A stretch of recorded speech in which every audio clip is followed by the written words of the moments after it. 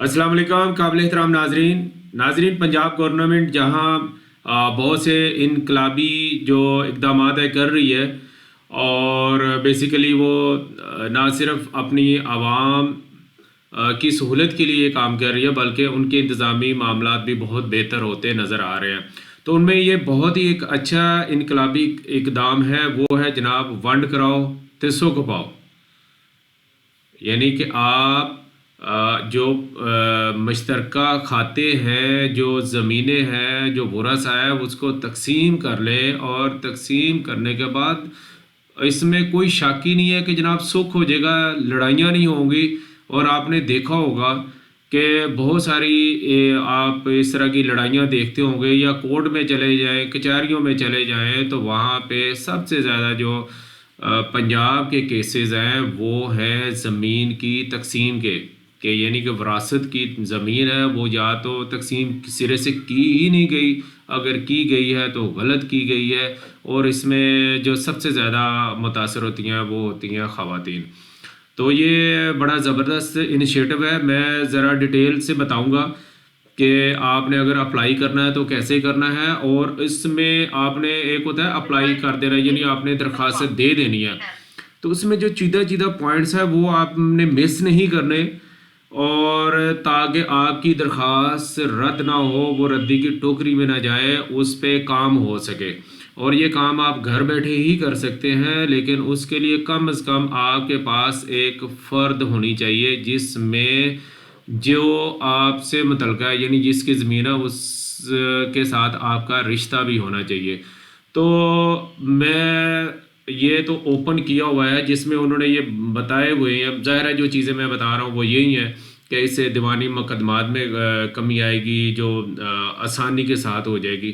तो आपके पास मोबाइल है या कंप्यूटर है तो आपने चले जाना है जनाब वहाँ पे। तो गूगल सर्च है या जो भी सर्च इंजन है, तो यहाँ पे कुछ भी लिख लें, पंजाब लैंड लिख लें।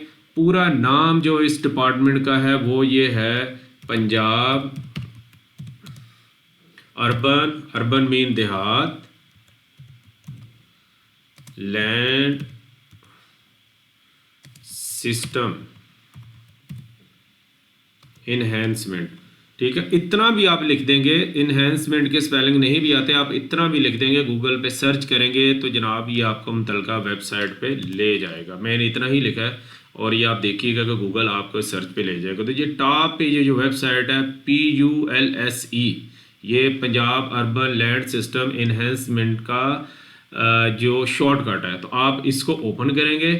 ओपन करने के साथ ही जो पेज मैंने पहले किया था, ये पेज आपके साथ के आपके सामने शो हो जाएगा आपको। ठीक है, तो यहाँ से आप सिंपल जो दो तरीके हैं, एक जो पहले तरीका होता था आप पटवारी के पास जाते थे, आप जनाब वहाँ से कोई केस करते थे, तो बड़ा सिंपल है। यहाँ से जनाब ये एप्लीकेशन ऑनलाइन यहाँ पे क्लिक करें।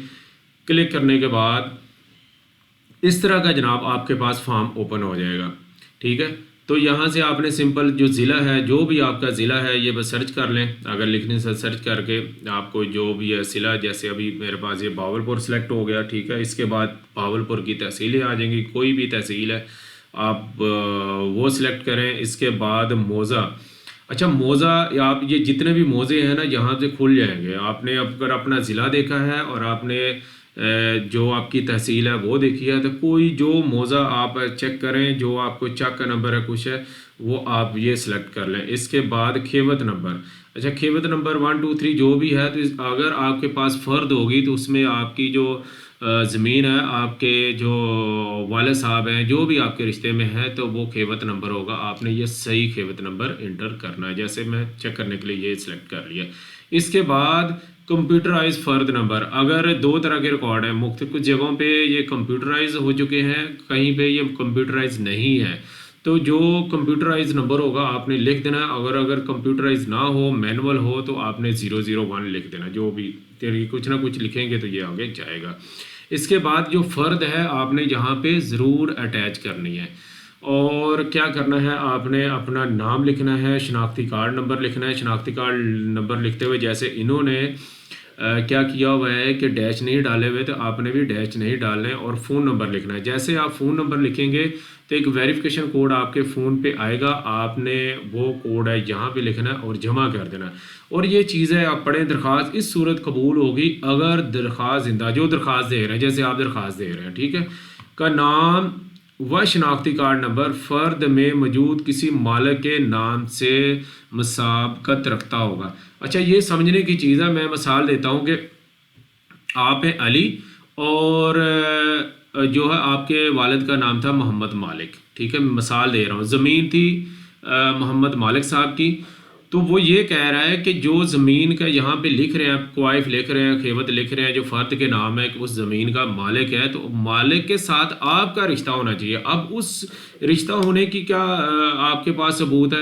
एक तो यह है कि आपके पास शनाख्ती कार्ड है और शनाख्ती कार्ड में आपकी वल्दियत मोहम्मद मालिक लिखा हुआ है, ठीक है, यही सबूत है। और आपने ये भी साथ अटैच कर देनी है, ये सबूत के तौर पे कि आप उसी की औलाद में से हैं, आप वारिस हैं।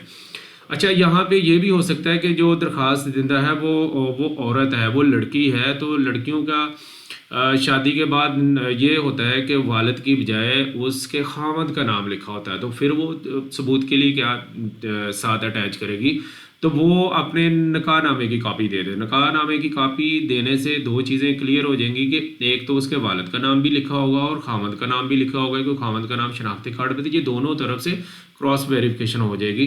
या उसके पास अगर पहला बेफाम उसके पास पड़ा हुआ है जिसमें उसके वालिद का नाम है, क्योंकि ये बहुत ज़रूरी है कि दरख्वास्त का उसके साथ रिश्ता भी ज़ाहिर हो, ठीक है, ये तो नहीं कि कोई भी चुप करके दरख्वास्त दे दे। और फ़र्द, अब ये रहेगी बात कि फ़र्द आपने कहाँ से लेनी है। तो फ़र्द के लिए जो आजकल है, आप सर्च करें कि आपका जो गांव है, जो आपका हल्का है, उसका दही मरकज़ माल कहाँ पे है। ये आम तौर पे जो पटवार हाल होते हैं, पटवार खाने होते हैं, जो तहसील लेवल पे आपके जो शहर होते हैं वहीं पे होते हैं, तो वहाँ पे आप जाएं और वहाँ से पूछ लें कि जनाब मेरा हल्का ये है, मेरा ये गांव ये है, तो इसका जो या तो कहीं पे नाम ही लिखा होगा जो दही मरकज़ माल कहाँ पे है, या सिंपल पूछ लें कि इस हलके का पटवारी कौन है, कहाँ पे। आप उस पटवारी के पास जाएंगे तो वहाँ पे दो दो ऑप्शंस होंगे। अगर तो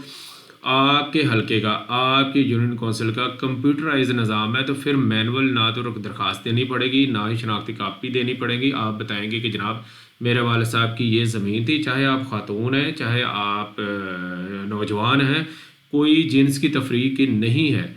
आप वहाँ पे सिंपल वो अपने वालिद साहब का या जिसके भी वारिस है उसका नाम बताएंगे, तो नाम सर्च करके वो ढूंढ लेगा, इतना कोई मुश्किल काम नहीं है, ठीक है।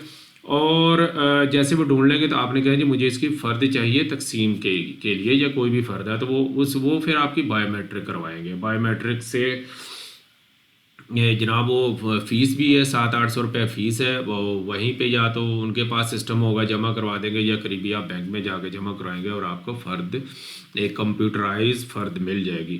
तो अगर कंप्यूटराइज सिस्टम नहीं है तो फिर वो अपने उनके रिकॉर्ड होते हैं, मुख्तलिफ जो पेपर्स होते हैं वहाँ से वो निकाल के आपको वो दे दी जाएगी। और आप नॉर्मली ये होता है कि वो साथ ही कापी वाला होता है, कापी वाले से कापी करवाता है, वो अपने स्टाफ को भेज देते हैं और उसके बाद अपने वो साइन और स्टैम्प कर देता है कि ये जाली नहीं है, ये असल है। तो ये आपकी जनाब फ़र्द है जो कि आपको मैंने ये पहले बताया, आपने यहाँ पे अटैच करनी है। अच्छा, अगर आप वहाँ पे गेम या ऑनलाइन अगर नहीं आप कर सकते, तो साथ ही आप क्या करेंगे, वहाँ पे एप्लीकेशन अपने पटवारी को भी दे सकते हैं। लेकिन ऑनलाइन करने से ये फ़ायदा होगा, पटवारी के पास मैनुअल जमा की होगी तो आपका मे भी फ़ोन तो उतने लोग उठाते नहीं हैं सरकारी लोग, तो फिर आपका चक्कर लगेगा। ऑनलाइन करने से आपको क्या फ़ायदा होगा वो मैं ज़रा बता देता हूँ। ऑनलाइन करने से ये होगा कि जैसे ये एप्लीकेशन थी, ये कहाँ पे गई, ये चली गई, ठीक है। तो यहाँ के ये जैसे आए मेरे, ये आई थिंक पिक्चर आ गई है, यहाँ पे ट्रैक योर एप्लीकेशन का ऑप्शन आ जाएगा। तो जब आपकी एप्लीकेशन जमा होगी तो जो एप्लीकेशन का आपको नंबर मिलेगा, यहाँ पे आप उसे ट्रेस कर सकेंगे और इसका वहाँ पे स्टेटस आ रहा होगा कि आपकी एप्लीकेशन जमा हो गई है, आपकी एप्लीकेशन पे काम आ गया। क्योंकि आप जब की एप्लीकेशन जमा होगी तो मुतलका स्टाफ आपसे खुद रब्ता करेगा कि जनाब आए, इस टाइम पे वो तमाम फरीकैन को बुलाया जाएगा, और जो ज़मीन की जो फ़िज़िकल सूरत हाल है वो देखी जाएगी और तकसीम का मरहला आएगा। ज़ाहिर है उसमें हिस्से होंगे, जो भी हिस्से हैं शरीयत के मुताबिक करके दे दिए जाएंगे।